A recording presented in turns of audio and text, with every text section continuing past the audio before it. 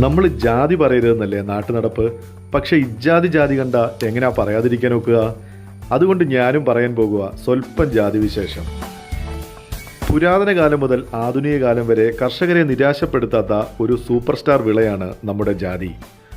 നമ്മുടെ റംബൂട്ടാനൊക്കെ പോലെ ആൺമരങ്ങളും പെൺമരങ്ങളും വെവ്വേറെ ഉള്ളതിനാൽ ബഡ് തൈകളാണ് ജാതി കൃഷിക്ക് കൂടുതലായി ഉപയോഗിക്കുന്നത്.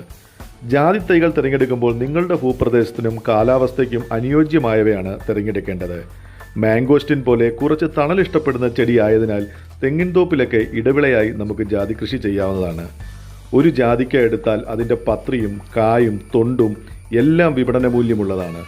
ഏകദേശം 10 വർഷത്തോളം പ്രായമുള്ള ഒരു ജാതി മരത്തിൽ നിന്നും കർഷകന് 30,000 രൂപയോളം പ്രതിവർഷം ലഭിക്കാം. ഇതുപോലെ കായ്ച്ചു നിൽക്കുന്ന ഒരു ജാതിത്തോട്ടത്തിൽ കയറിയാൽ എന്തെന്നില്ലാത്ത ഒരു സുഖമാണ്. അതേപോലെ കർഷകർക്കും സന്തോഷം നൽകുന്ന ഒരു സൂപ്പർ സ്റ്റാർ വിളയാണ് ജാതി.